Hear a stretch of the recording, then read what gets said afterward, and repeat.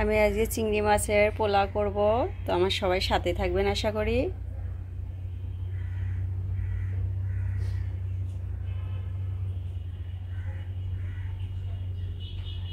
আসসালামু আলাইকুম, আপনারা সবাই কেমন আছেন? আশা করি ভালো আছেন। আমি আলহামদুলিল্লাহ ভালো আছি। তো আমি আজকে চিংড়ি মাছের পোলাও করব।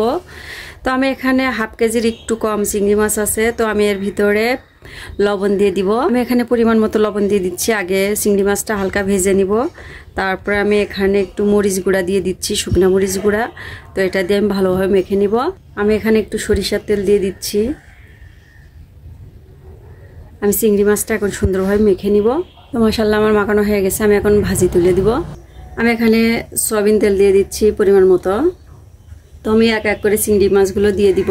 তো চিংড়ি মাছটা আমি বেশি একটা ভাজবো না, জাস্ট হালকা এপাশ ওপাশ করে আমি উঠাই নিব। বেশি ভাজলে চামড়ার মতো হয়ে যায়।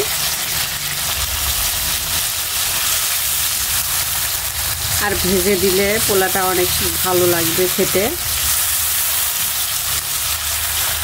তো মাশাআল্লাহ আমার চিংড়ি মাছটা হালকা ভাজা হয়ে গেছে। আমি এখন উঠাই নিব এক এক করে। আমি এখানে পেঁয়াজ কুচি দিয়ে দিচ্ছি। এই তেলের ভিতরেই আমি রান্না করে নিব।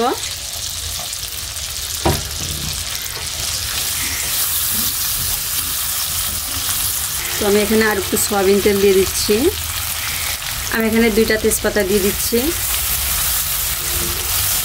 আমি এখানে 4টা সাদা এলাচ দিয়ে দিচ্ছি। আমি পেঁয়াজটা হালকা বাদামি করে নিব। আমি এখানে 2টা দারচিনি দিয়ে দিচ্ছি। আমি এখানে আদা রসুন বাটা দিয়ে দিচ্ছি। আদা রসুন বাটা দিয়ে আমি ভালোভাবে একটু কষে নিব তেলের সাথে ভেজে নিব, তাহলে আদা রসুনের গন্ধটা চলে যাবে। আমি এটা ভালোভাবে তেলের সাথে ফ্রাই করে নিব। তো আমার ভালোভাবে কষানো হয়ে গেছে। আমি এখন অল্প একটু পানি দিচ্ছি। পানিটা দিয়ে আমি ভালোভাবে মশলাগুলো কষে নিব। আমি এখানে স্বাদ মতো লবণ দিয়ে দিচ্ছি। একবার মানে চালেরটাও দিয়ে দিব। আমি এখানে জিরার গুঁড়া দিয়ে দিচ্ছি 1 চামচ, গরম মশলা দিয়ে দিচ্ছি 1 চামচ, ধনিয়ার গুঁড়া দিয়ে দিচ্ছি 1 চামচ। আমি এখানে 4-5টা লবঙ্গ দিয়ে দিচ্ছি। ভালোভাবে মিশিয়ে নিব। মশলাগুলো ভালোভাবে কষে নিব।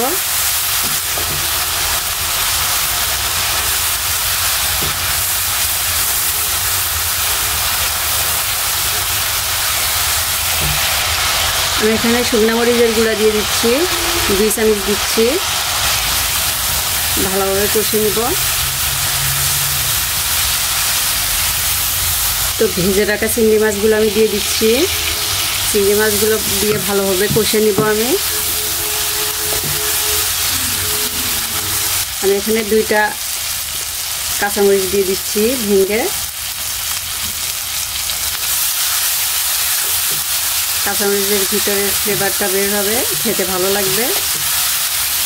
তো মাশাআল্লাহ আমার অনেক সুন্দরভাবে কষে নেওয়া হয়ে গেছে। আমি এর ভিতরে এখন গুঁড়া দুধ আমি গুলে রাখছি। এখানে আমি গুঁড়া দুধ অ্যাড করে দিচ্ছি। গুঁড়া দুধের এখানে আপনারা চাইলেন টক দইও দিতে পারেন ইনশাল্লাহ। তো আমার টক দই হাতের কাছে নাই, আমি গুঁড়ো দুধ গুলে দিয়ে দিলাম।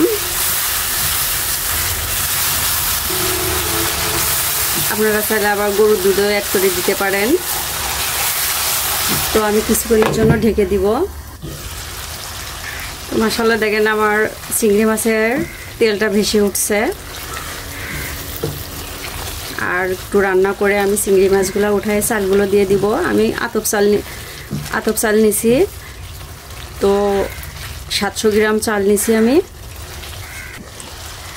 মাশাআল্লাহ দেখেন আমার চিংড়ি মাছের তেলটা ভেসে উঠছে। আমি এখন এক এক করে চিংড়ি মাছগুলো উঠাই নেব।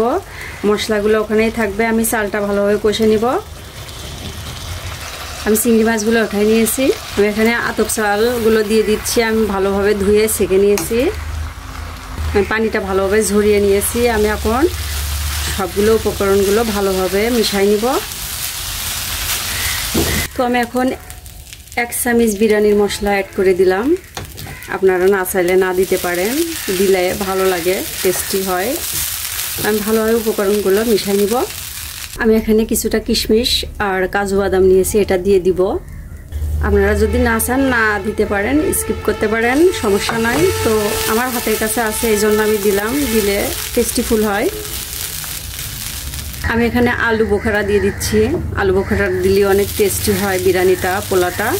তো যাই হোক, আপনারা না দিলে স্কিপ করতে পারেন। হাতের কাছে থাকলে ইনশাল্লাহ দেবেন, না থাকলে দেওয়ার দরকার নাই। তো মাশাল্লাহ আমার চালটা ভালোভাবে ভাজা হয়ে গেছে। আমি এখন চিংড়ি মাছগুলো দিয়ে দিলাম, দিয়ে ভালোভাবে কষে নিব, নিয়ে তারপরে আমি গরম পানি অ্যাড করে দিব।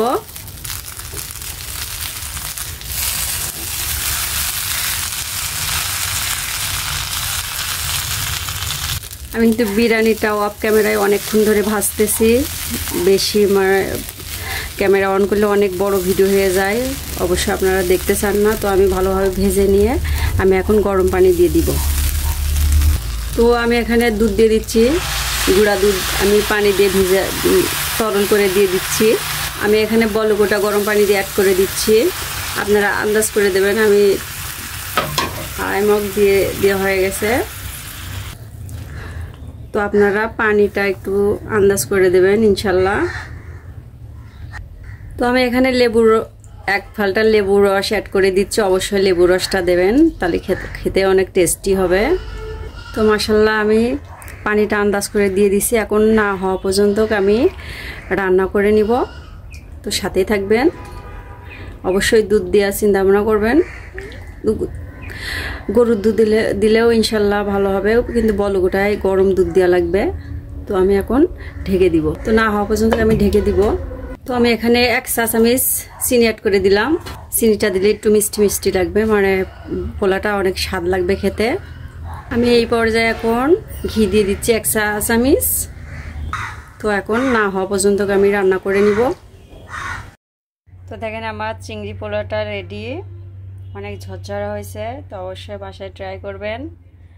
ভালো লাগলে লাইক কমেন্ট শেয়ার করবেন। আমার ইউটিউব চ্যানেলটা সাবস্ক্রাইব করে সাথেই থাকবেন আমার। আর ফেসবুকে ভাইয়া ও আপুরা আমাকে ফলো দেবেন। তো সবাই ভালো থাকবেন, সুস্থ থাকবেন। আসসালামু আলাইকুম, আল্লাহ হাফেজ।